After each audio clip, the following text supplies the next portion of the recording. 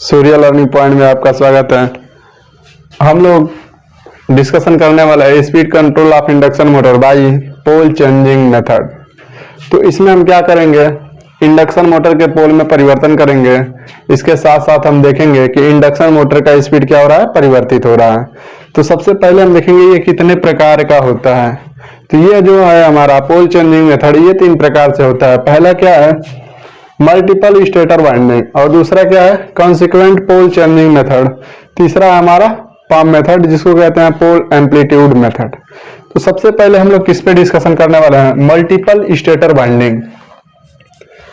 तो multiple stator winding में क्या होता है, इसमें इस प्रकार के इंडक्शन मोटर में 2 प्रकार के वाइंडिंग होते हैं, अर्थात इसमें 2 अलग अलग सेपरेट वाइंडिंग होता है, और एक टाइम पे केवल एक वाइंडिंग ही इनर्जाइज होता है, जिसके कारण केवल एक वाइंडिंग में जितने पोल होते हैं वही एक्टिव होते हैं।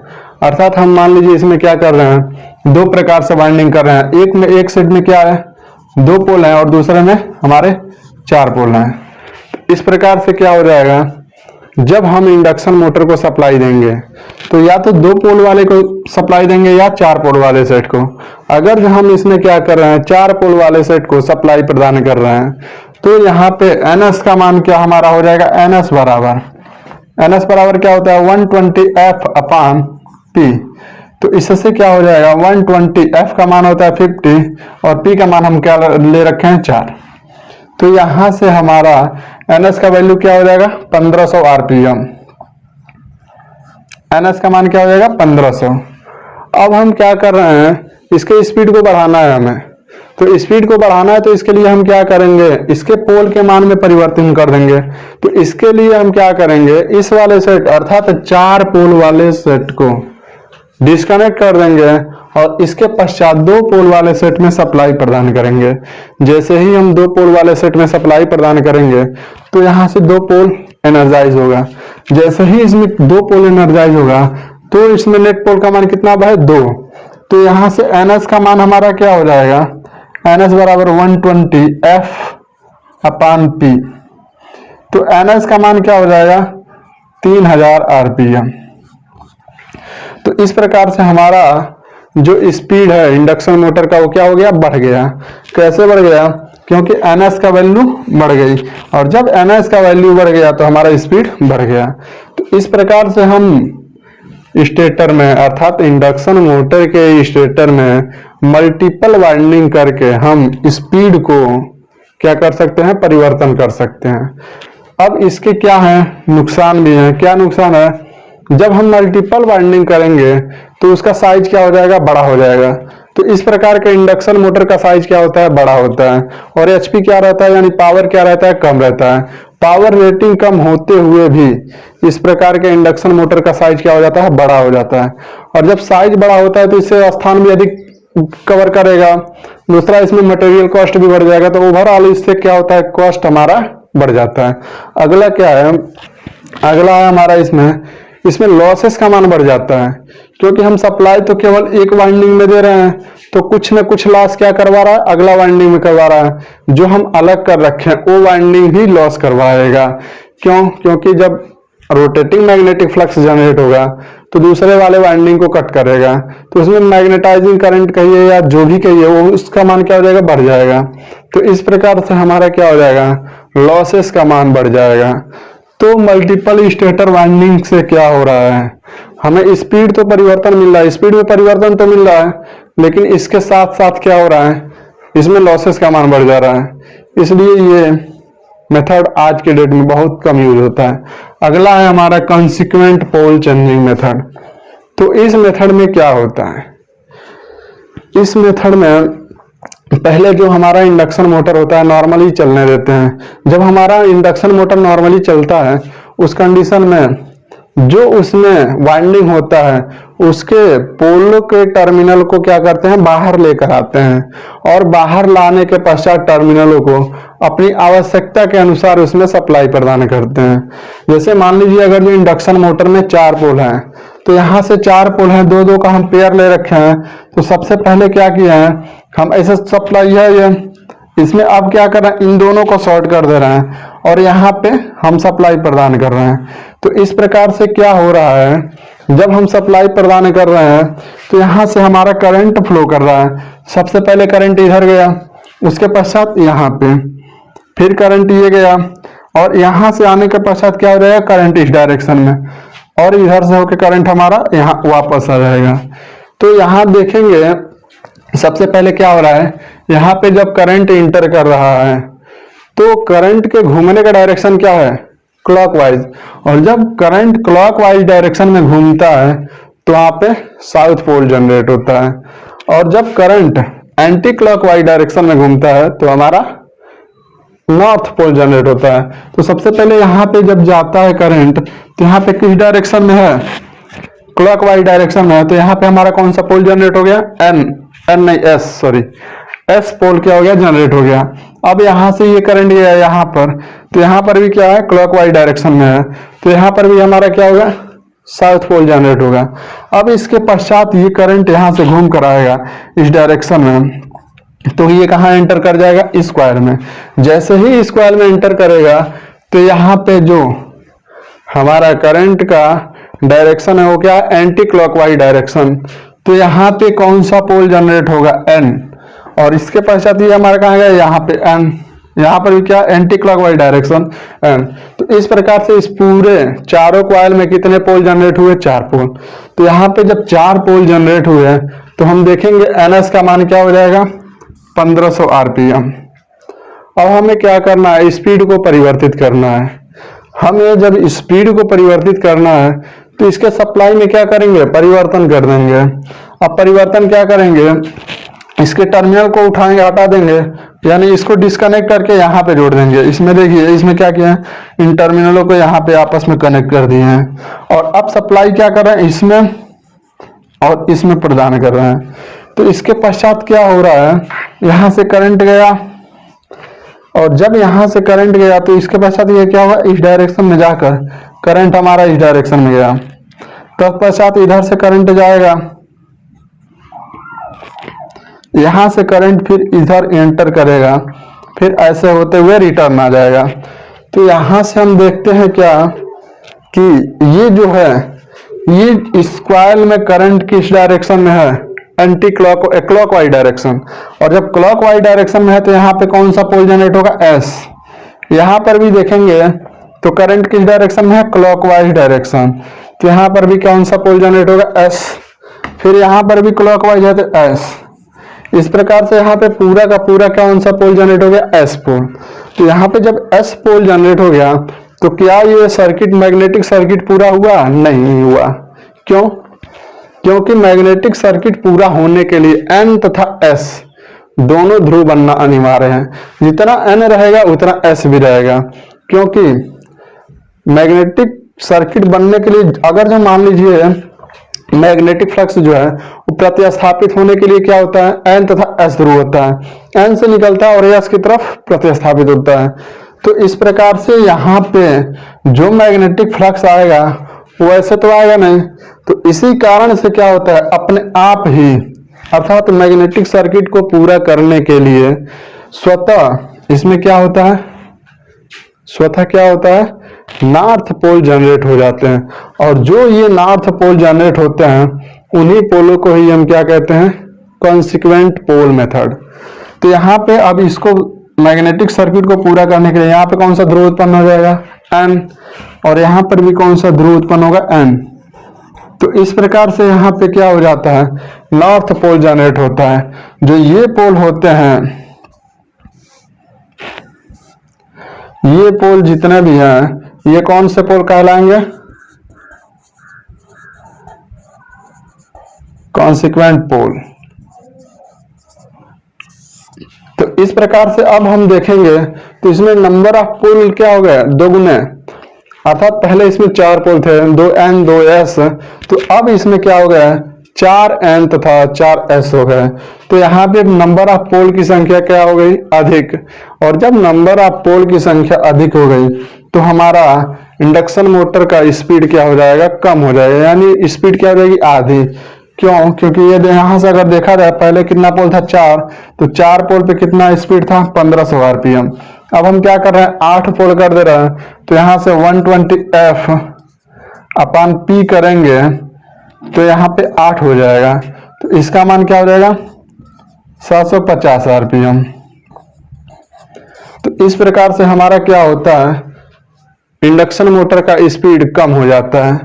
लेकिन ये जो है कॉन्सिक्वेंट पोल चेंजिंग मेथड, ये हमेशा 2:1 के रेशियो में क्या करता है, स्पीड को परिवर्तित करता है।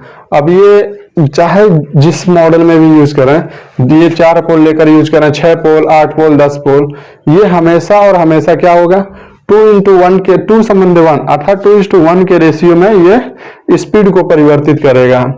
तो ये हो गया हमारा क्या, मल्टीपल स्टेटर वाइंडिंग, और दूसरा क्या हो गया कॉन्सिक्वेंट पोल चेंजिंग मेथड। अगला है हमारा PAM मेथड अर्थात pole amplitude method of speed control. इस विधि के द्वारा हम क्या करेंगे, इंडक्शन मोटर के स्पीड को परिवर्तित करेंगे। अगला हमारा क्या है, पोल amplitude method.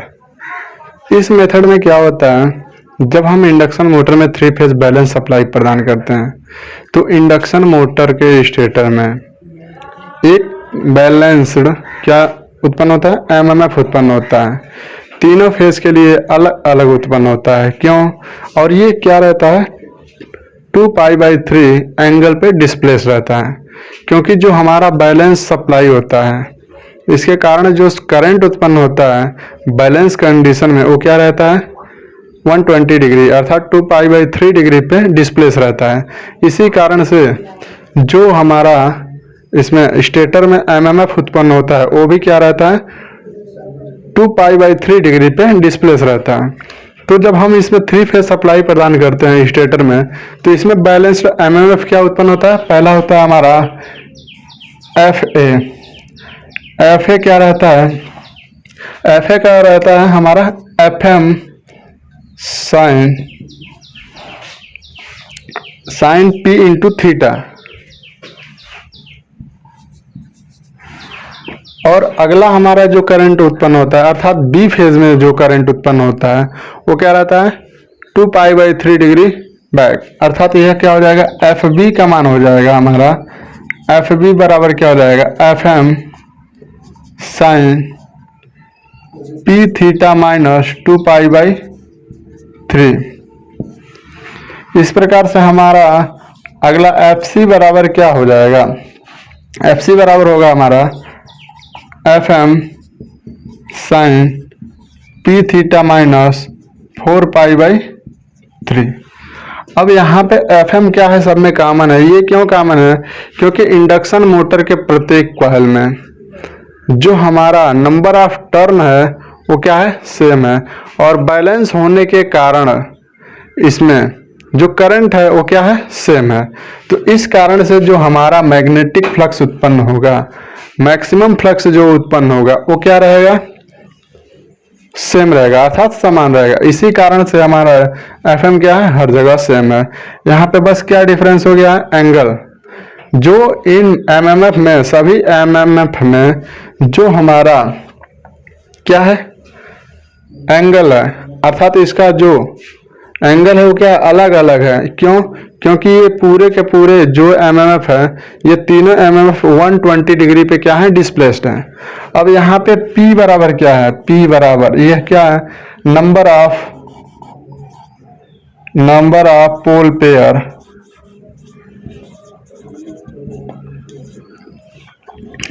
Pair in induction motor, और यहाँ पे थीटा क्या है, ये क्या है हमारा मैकेनिकल डिग्री, ये क्या है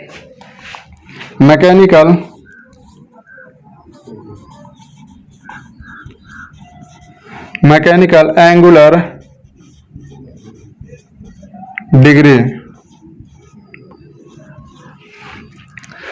अब ये हमारा क्या उत्पन्न हो गया MMF। अब हम इसमें क्या करेंगे, इसमें हम एक अलग से मॉड्यूलेटेड फ्लक्स जनरेट करवाएंगे। जब हम मॉड्यूलेटेड करंट इसमें प्रवाहित कराएंगे तो हमारा एक मॉड्यूलेटेड क्या हो जाएगा एमएमएफ उत्पन्न होगा, जिसका मान क्या हो जाएगा, एफ एम कर लीजिए, एफ ए एम। इसका वैल्यू क्या होगा, इसका वैल्यू होगा एफ साइन के थीटा। एफ एम का एफ ए का मान क्या हो जाएगा, एफ साइन के इंटू थीटा। तो यहां से अगला इसी प्रकार से क्या हो जाएगा, एफ बी एम। ये इसका मान क्या हो जाएगा, ये हो जाएगा एफ साइन के थीटा माइनस अल्फा। इस प्रकार से एफ सी एम क्या हो जाएगा, ये हो जाएगा एफ साइन के थीटा माइनस 2 अल्फा। ये हो जाएगा क्या हमारा, मॉड्यूलेटेड वेव के कारण उत्पन्न एमएमएफ।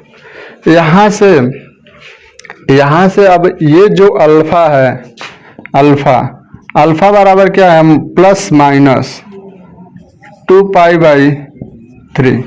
इसका मान क्या हो सकता है, पॉजिटिव भी हो सकता है और निगेटिव भी हो सकता है। यहाँ से ये के बराबर क्या है, नंबर ऑफ मॉड्यूलेटिंग साइकिल। अब यहाँ से हम क्या करेंगे, रिजल्टेंट एमएमएफ निकालेंगे। तो रिजल्टेंट एमएमएफ निकालने के लिए क्या करेंगे, मेन एमएमएफ अर्थात जो हम स्टेटर वाइंडिंग में सप्लाई प्रदान किए हैं, इसके पश्चात जो एमएमएफ है इनटू मॉड्यूलेटिंग साइकिल के कारण जो एमएमएफ उत्पन्न हुआ है, इन दोनों का मल्टीपल करेंगे तो हमारा रिजल्टेंट एमएमएफ निकलेगा। तो यहाँ से एफ ए का मान क्या हो जाएगा, एफ ए इंटू यहाँ से एफ ए एम। तो एफ ए का मान क्या हो जाएगा, एफ ए इक्वल्स क्या हो जाएगा, F M sine P theta into F sine के थीटा। तो यहाँ से अब अगर जो मान कर चलिए क्या, एफ एम इंटू एफ का मान अगर कैपिटल एफ ले लें तो एफ ए ये क्या हो जाएगा, capital F into sine P theta into sine के थीटा।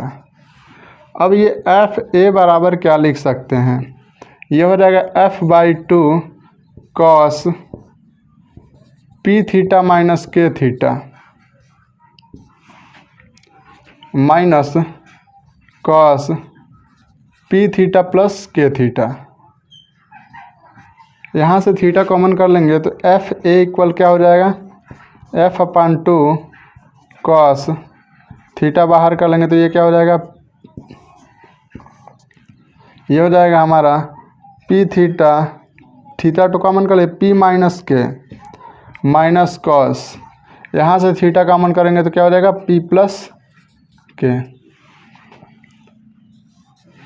अब हम निकालेंगे एफ बी का मान क्या हो जाएगा, एफ बी बराबर ये हो जाएगा F M sine P theta minus 2π/3 minus F sine के थीटा माइनस अल्फा।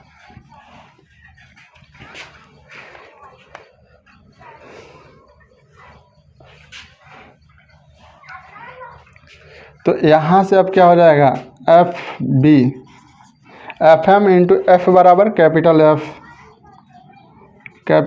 एफ और ये क्या हो जाएगा, sine P theta minus 2π/3 into sine के थीटा माइनस अल्फा। अब इसे तोड़ेंगे तो ये क्या हो जाएगा, f/2 यहाँ से हो जाएगा कॉस, ये माइनस ये यानी कि P theta minus 2π/3 minus K theta plus alpha.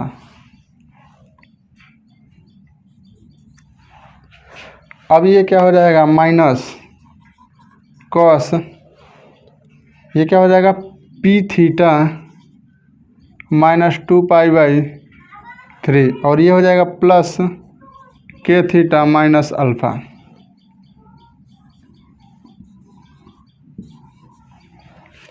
तो यहाँ से अब इसका सॉल्यूशन क्या हो जाएगा, f/2 ये हो जाएगा कॉस, इन दोनों में से थीटा कॉमन कर लें तो क्या हो जाएगा, p माइनस के और ये बच जाएगा माइनस 2π/3 प्लस के। और यहाँ से अब हम क्या करेंगे, माइनस कॉस, इसमें से थीटा इन दोनों में से कॉमन कर लें तो क्या हो जाएगा, थीटा कॉमन, तो यहाँ से हो जाएगा हमारा p प्लस के माइनस 2π/3 माइनस के। ये हमारा किसका मान, FB।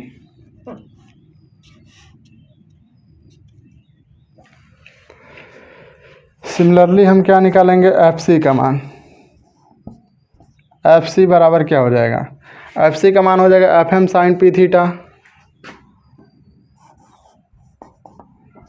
FM sine P theta minus 4π/3 और इधर से निकालेंगे FCM इंटू F साइन के थीटा माइनस 2 इंटू अल्फ़ा। तो FM इंटू एफ बराबर क्या हो जाएगा, कैपिटल F। तो FC बराबर क्या हो जाएगा, F, यहाँ से हो जाएगा हमारा sine P theta minus 4π/3 into sine के थीटा माइनस 2 इंटू अल्फ़ा। तो इसका वैल्यू क्या हो जाएगा, f/2 ये हो जाएगा cos P theta minus 4π/3 minus K theta minus 2 alpha, ये हो जाएगा प्लस, ये हो गया हमारा किसका वैल्यू, एक। अगला हो जाएगा क्या, कॉस P थीटा माइनस 4π/3 और ये हो जाएगा plus K theta minus 2 alpha. तो यहाँ से इसका वैल्यू क्या हो जाएगा, FC का वैल्यू क्या हो जाएगा, यहाँ से f/2 ये हो जाएगा कॉस, यहाँ से क्या कॉमन कर लेंगे, इसमें से और इसमें से थीटा कॉमन, तो इसका मान क्या हो जाएगा, P माइनस के, बाकी क्या बच गया माइनस 4π/3 और ये क्या हो जाएगा प्लस 2 अल्फ़ा।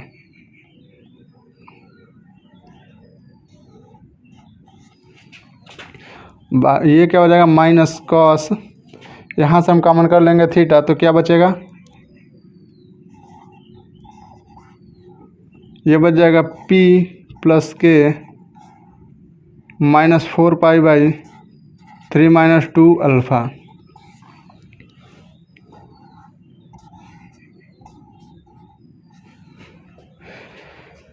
ये हमारा आ गया क्या, रिजल्टेंट F है, ये हमारा हो गया F है और ये हमारा क्या हो गया FB और यहाँ से हमारा क्या निकल गया FC। तो यहाँ पर देखिए क्या हो रहा है, दो वैल्यू आ रहा है, एक आ रहा है क्या P प्लस के और एक आ रहा है हमारा P माइनस के। तो यहाँ से दोनों क्या हो जा रहा है,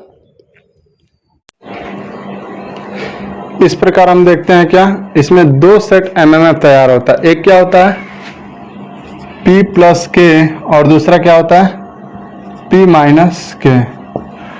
अब ये जो दोनों MMF है वो दोनों विपरीत डायरेक्शन में इफेक्ट डालता है, अर्थात एक इस डायरेक्शन में तो दूसरा उस डायरेक्शन में। तो हमें स्टडी अर्थात यूनि डायरेक्शन, एक डायरेक्शन में टार्क को प्राप्त करने के लिए एक को क्या करना पड़ता है, सप्रेस करना पड़ता है तथा दूसरे को रिटेन करना पड़ता है। और ये हमें प्राप्त करने के लिए, सप्रेस तथा रिटेन प्राप्त करने के लिए हम क्या करते हैं, इसे रेक्टेंगुलर वेव में मॉड्यूलेटेड सप्लाई प्रदान करते हैं, जिसके कारण रेक्टेंगुलर वेव में मॉड्यूलेटेड एमएमएफ उत्पन्न होता है। तो अब इसको हम क्या कर सकते हैं, इसको दो विधि द्वारा मॉड्यूलेटेड सप्लाई प्रदान करते हैं। पहला क्या होता है, पहला होता है कॉइल इन्वर्जन मेथड। पहला होता है कॉइल इन्वर्जन मेथड और दूसरा क्या होता है कॉइल इन्वर्जन एंड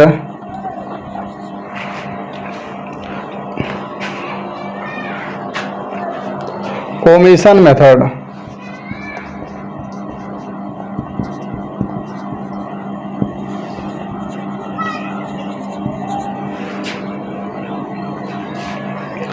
तो सबसे पहले हम क्या देख रहे हैं, कॉइल इन्वर्जन मेथड। इस मेथड में क्या होता है, जो हमारा मेन, इसमें क्या है हमारा, ये मेन एमएमएफ है।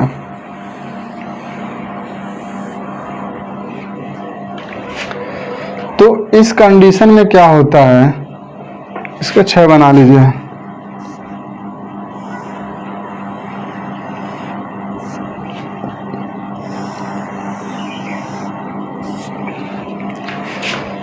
अब ये हमारा क्या है, ये हमारा स्टेटर सप्लाई जो दे, स्टेटर में जो सप्लाई दे रहे हैं उसके कारण उत्पन्न क्या है, एमएमएफ। अब हम क्या कर रहे हैं, इसमें मॉड्यूलेटेड एमएमएफ उत्पन्न कर रहे हैं मॉड्यूलेटेड सप्लाई प्रदान करके। तो यहां से ये क्या हो रहा है,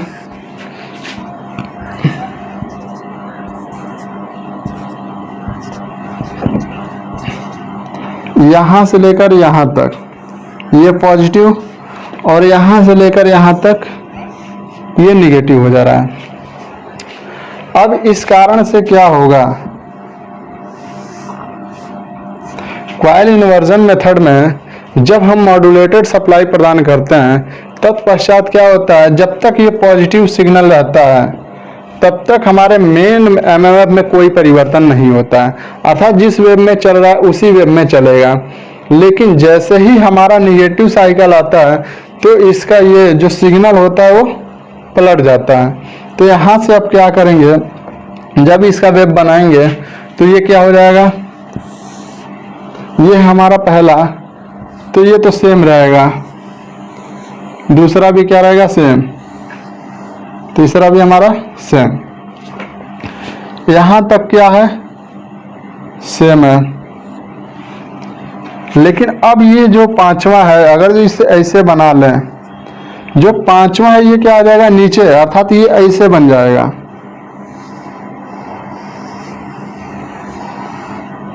ये पांचवा, छठा, सातवां और ये क्या हो जाएगा हमारा आठवां। तो यहां से देखें तो ये क्या हो गया, आपस में मिक्स हो गया। और अगर जो इसको देखें तो इसके जस्ट पश्चात क्या आ जाएगा पहले में, तो ये और ये आपस में क्या हो जाएंगे मैच। तो इस प्रकार से टोटल अब कॉइलों की संख्या क्या हो गई, 1 2 3 4 5 और 6। तो इस प्रकार से हम देख रहे हैं कॉइलों की संख्या क्या हो गई, कम हो गई, और कॉइल की संख्या अर्थात पोलों की संख्या क्या हो गई, कम हो गई। और जैसे ही इसमें पोल की संख्या कम हो गई तो हमारा इंडक्शन मोटर का स्पीड क्या हो जाएगा, बढ़ जाएगा। अगला क्या आता है, coil inversion and omission method. तो इस मेथड में क्या होता है कि हम जो ये सप्लाई देते हैं इसको यहां तक दे रहे हैं और यहां तक दे रहे हैं।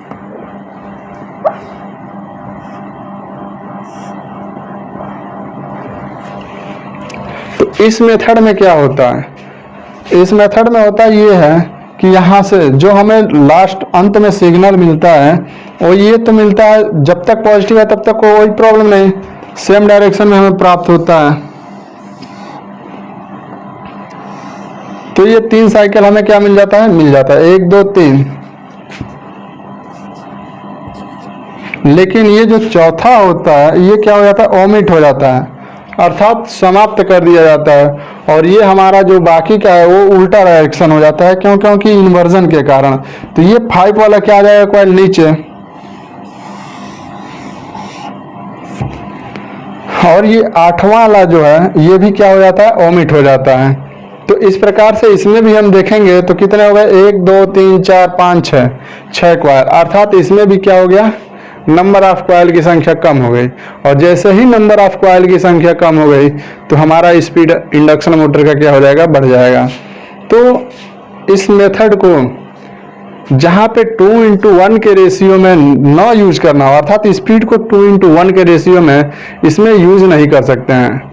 इसमें जो इंडक्शन मोटर होगा वो 2:1 के स्पीड में कभी नहीं होगा, अर्थात 2 संबंधी 1 के अनुपात में कभी नहीं होगा। तो ये था हमारा pole amplitude method of induction motor.